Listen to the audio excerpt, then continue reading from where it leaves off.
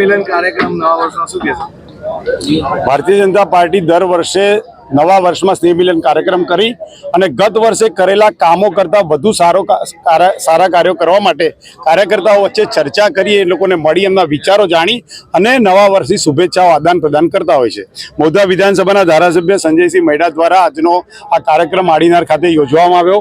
જિલ્લાનો શ્રેષ્ઠ કાર્યક્રમ હતો અને સૌ કાર્યકર્તાઓ ઉમળકાભેર સ્વયંભૂ હાજર રહ્યા અને આવનારા દિવસોમાં ખેડા જિલ્લા પંચાયત, મહુધા નગરપાલિકા અને ચકલાસી નગરપાલિકામાં પ્રચંડ બહુમતથી વિજય અપાવવા માટે એમણે સંજયસિંહને ભારતીય જનતા પાર્ટીને ખાતરી આપી છે. વાવની બેઠકમાં ભવ્ય વિજય શું કહેશો? આ પ્રદેશ કક્ષાનો પ્રશ્ન છે, પરંતુ આપણે પૂછ્યું એટલે કહી દઉં કે કોઈ પણ ચૂંટણી ભારતીય જનતા પાર્ટી આયોજનબદ્ધ લડે તો એના કામો, એના નેતાઓ પરનો પ્રજાનો વિશ્વાસ, સ્વચ્છ છબી અને ભારતીય જનતા પાર્ટી કે જેણે વિચારો જોડ સાથે ક્યારેય સમાધાન નથી કર્યું, માટે સામાન્ય પ્રજાનો વિશ્વાસ એ ભારતીય જનતા પાર્ટીના કોઈ પણ ઉમેદવાર પર હર હંમેશ રહે છે. એ માનું એક પરિણામ છે કે વાવની ચૂંટણી આપણે જીત્યા છે. શ્રીમાન ભૂપેન્દ્રભાઈ પટેલ અને CR પાટીલ સાહેબના નેતૃત્વમાં રાજ્યમાં ખૂબ જ સારા કાર્યક્રમો થઈ રહ્યા છે. એની પર પ્રચંડ મોહર એટલે વાવની જીત.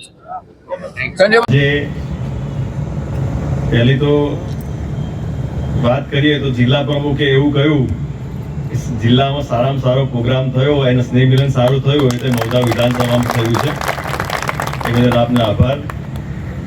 આજરોજ નવા વર્ષના સ્નેહ મિલનની અંદર શુભેચ્છા પાઠવવા અને શુભેચ્છા પાઠવવાનો જે અવસર મળ્યો છે અને એવા મંચસ્થ આપણા જિલ્લા સંગઠનના ખેડા જિલ્લાના પ્રમુખ એવા અજયભાઈ બ્રહ્મભટ્ટ, ચકલાસી ના વડીલ એવા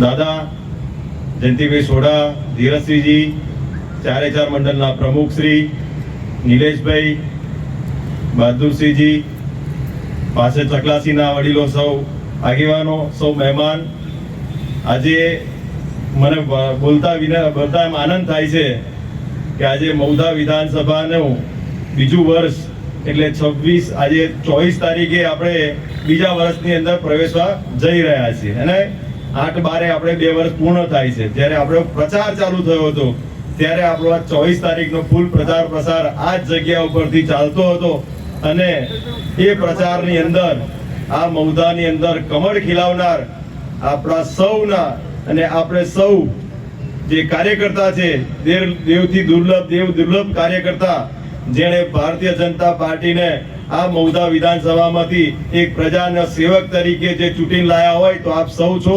આપનો હું નતમસ્તક નમાવીને આપનું સૌને હું વંદન કરું છું કે જે 40 વર્ષના વર્ષોથી જે કોંગ્રેસની સરકાર બનતી, જે કોંગ્રેસના અંદર જે ગઢ હતો એ તોડ્યો છે અને એ તોડવામાં આપ સૌનો 80 નહીં પણ 100% ભાગીદાર છો અને આપ સૌએ જે આ મહુધા વિધાનસભામાં ભગવો લહેરાયો છે એ બદલ હું આપ સૌનો ખૂબ આભારી છું. આવનાર સમયની અંદર આજે આપણા વડાપ્રધાન શ્રી નરેન્દ્રભાઈ મોદી સાહેબે 2047માં વિકસિત ભારત બને એમ આપણું મહુધા બી વિકાસમાં વિકસિત બને એનો આજે આપ સૌને આજે અહીંયા રજૂ કરવા આવ્યો છું કે મહુધા વિધાનસભાની અંદર સરકારે પહેલું તો આપણને GIDC આપી છે. GIDC ની જગ્યા બી પૂર્ણ કરી છે. GIDC આપવામાં રોજગારી વધે એની માટેની GIDC ની ચિંતા કરી અને રાજ્ય સરકારે આપણા મુખ્યમંત્રી શ્રી ભૂપેન્દ્રભાઈ પટેલ સાહેબે ચિંતા કરી અને બળવંતસિંહ રાજપૂત સાહેબે GIDC મંજૂર કરી.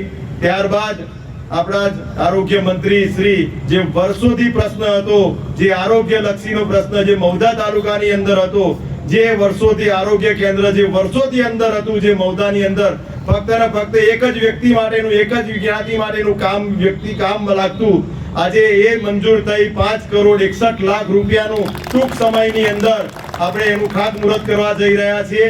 ત્યારબાદ આજે મહુધાથી આડીનાર ચોકડીથી મહુધા ફાટક સુધીનો double line road, double winding road 7.5 metre પહોળો એવો ડબલ લાઇન રસ્તો મુખ્યમંત્રી ભૂપેન્દ્રભાઈ પટેલ સાહેબે મંજૂર કર્યો છે.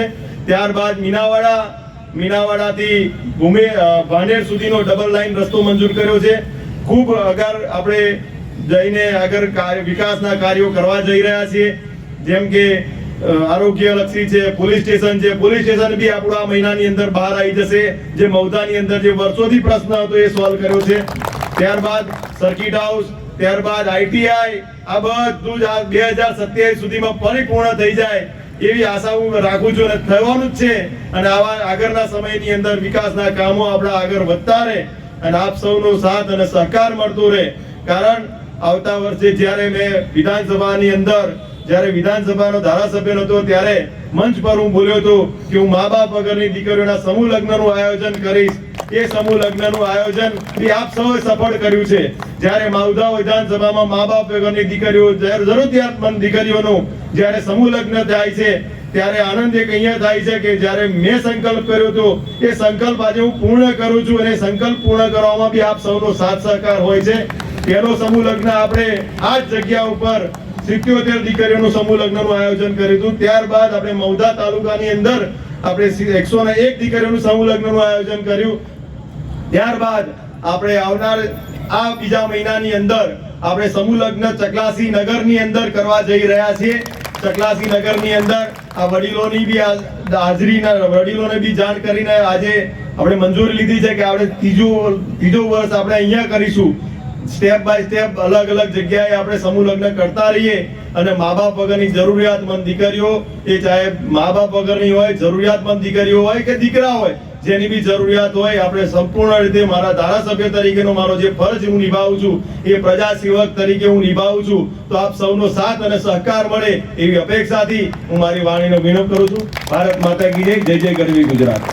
સમર્પિત સરકારો બનાવવા માંડ્યા એવી આ ભારતીય જનતા પાર્ટીના 118 મૌધા વિધાનસભાના અભૂતપૂર્વ સ્નેહ મિલન કાર્યક્રમમાં ઉપસ્થિત આપણા કરુણાપ્રિય ધારાસભ્ય શ્રીમાન સંજયસિંહ મૈડા, મૌધા શહેરના અધ્યક્ષ રૂપેશભાઈ, નડિયાદ તાલુકાના અધ્યક્ષ પ્રવીણભાઈ, મૌધા તાલુકાના અધ્યક્ષ મૌધા વિધાનસભાનો સ્નેહ મિલનનો કાર્યક્રમ છે.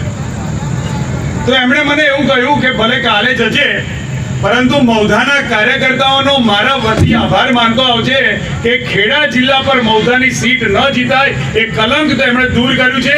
એ વતી પ્રદેશ અધ્યક્ષ તરીકે એમનો હૃદયપૂર્વક હું આભાર માનું.